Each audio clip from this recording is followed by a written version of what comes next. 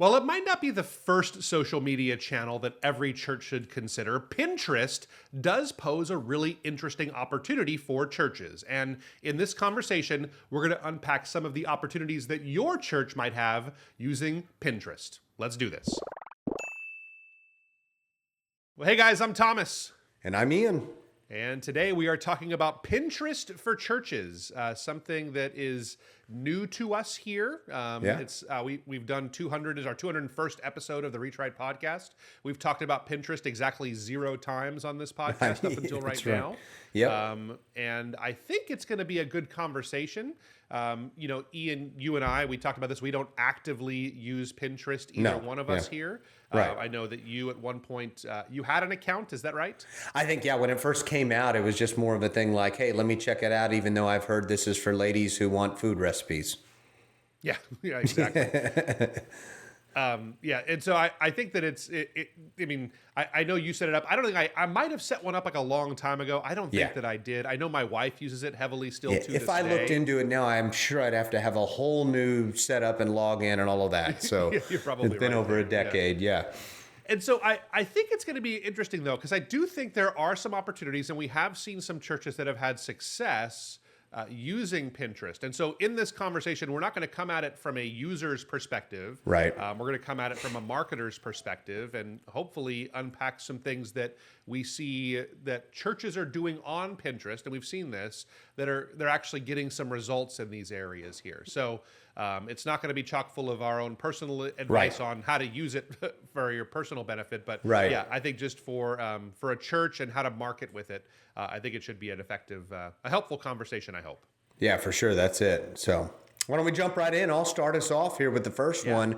The first of 7 here is create inspirational boards. And so the board is kind of like where you're going to pin everything to, right? So it's kind of like where you're posting and a safe place to share ideas and content, right? So, you want something inspirational. And so this could be, something that where people can, build off of, scripture references for their faith, stories, those types of things. So inspirational boards would be probably a good place to start for a church, since churches want to inspire people to faith. Think of it as like it's your way of curating content from around Pinterest that you find helpful. And I think it's really a good place for a church to start with something like this, is that if you are just finding content that you think would resonate with your audience at your church, your boards will start to become something that people rely on for that kind of content there. So that would be a first step, I think, when you're just kind of getting rolling things, is starting to make some boards, because that's probably the easy part, doing the actual, creating the content on Pinterest and doing actual making your own things to pin. That's where a lot more work comes in. But that's what comes up to the next point here, is highlighting events and activities that are happening at your church and things. I think especially around youth, children's, and women's events, I think that's your best opportunity. I think that Pinterest is obviously very heavily skewed towards women that are using it, as opposed to men. So I don't necessarily recommend your next men's event that you make a Pinterest a major focus at it. But for these kinds of events, I think getting your photography on there, especially the creative elements. So let's say for Mother's Day coming up here, you have a big photo booth that you're going to do at your Mother's Day. That's the perfect kind of thing to wind up on Pinterest. I think you'll gain a lot of interest, because that's one of the first places that I may not have like accounts, but I'll dig into that. Or my wife, I know she does a lot of the photo booths at our church. And so that's the first place that she starts, is she'll get onto Pinterest and take a look at what other churches and other people have done to make great photo booths. And a great resource for something like that. Oh, that's good. And the next thing is encouraging collaboration, the third thing. And this is what we actually encourage every church to do with any social media.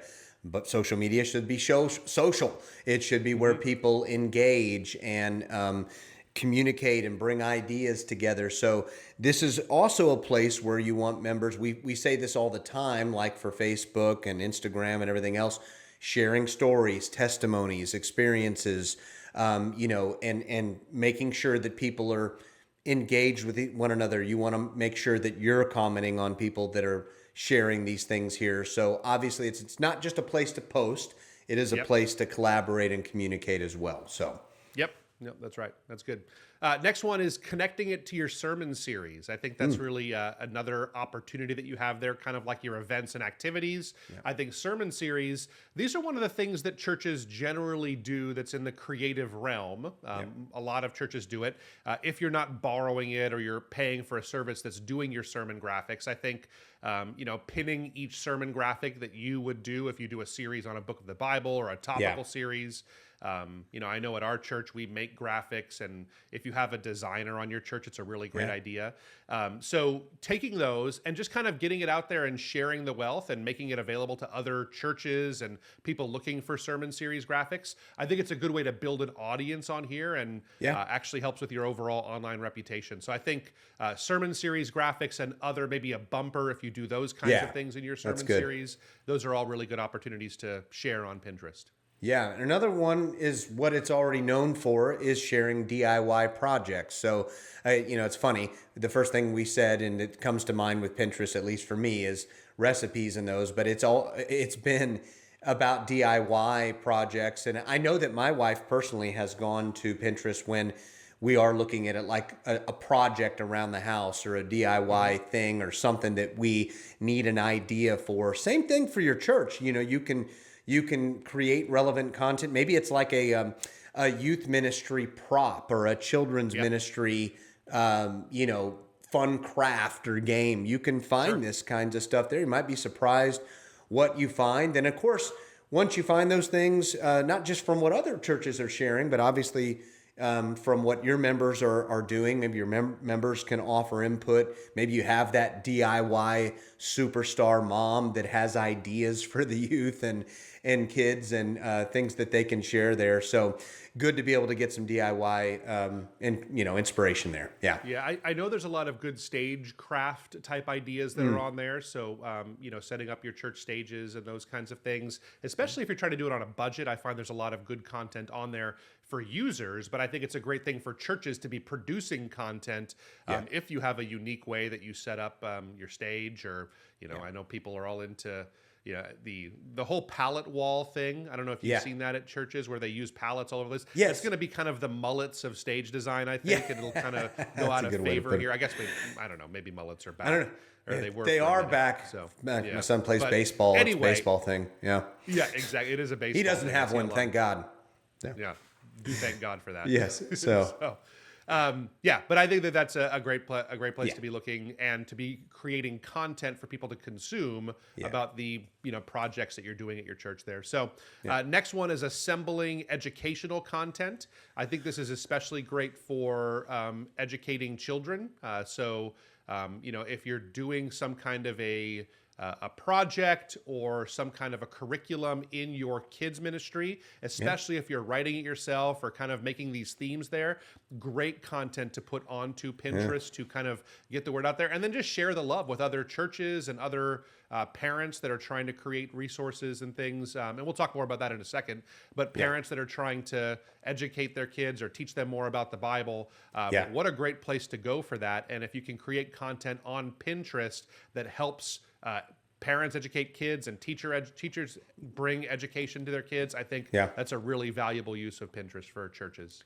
Yeah, you're right. And that's a good segue to our last one, which is providing family resources. So, and I think this is a really cool opportunity. It's funny. It made me flashback to think about the pandemic, how I bet some churches did a good job leveraging Pinterest during the pandemic when families were looking for ideas and things to do at home that align with the values of their church, right? So, but this, again, not only the educational stuff you mentioned, but this could be like, games for families to play, activities. Maybe it's Bible, games, crafts, it might be Bible study ideas for parents or just, I admit at times, as a parent myself, we kind of have the usual things we do.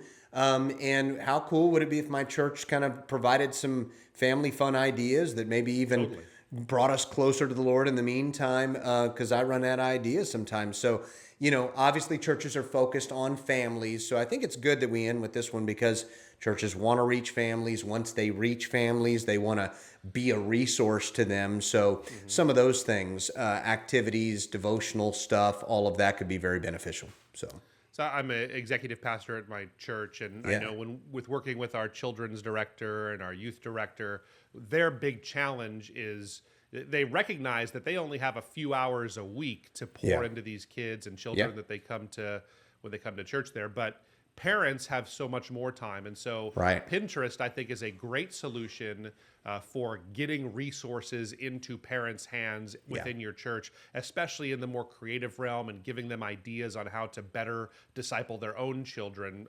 Obviously, if our expectation is that our youth and children's directors will do all the discipling, well, your kids are going to wind up coming up short with that. So giving parents resources, exactly the right way to do this. So anything else to add, Ian, as we close up? No. Like we jokingly said at the beginning, we're not Pinterest experts as far as for personal usage, but we know I've come across churches a time or two that are really into Pinterest. I've heard it over the years, and so hopefully this is. And maybe if your church hasn't used it and you've been doing a good job with the social media channels you've been leveraging already, maybe this is one more you can add to the repertoire. So I think the thing to remember is that it's not probably the first social media channel that every church should run to. It's probably not even the second or third. Right. But if it's something that you personally as a church leader are using, and it's something that you actually like and could see yourself jumping into, I think it is a great opportunity for churches. And probably one of the best things about it is that it's not really saturated with church content like a lot of other channels are at this point. So a very small percentage of churches are currently using Pinterest. And so a lot of times that leaves one of the biggest opportunities for us. So dig in, though. If your church is using Pinterest, I'd love to hear about how you're using it. Drop us a comment down below. If you're thinking about using it and this has been helpful for you, hit the subscribe button. And thanks so much, guys, for being a part of the Reach Right family, and we'll see you next time. See you.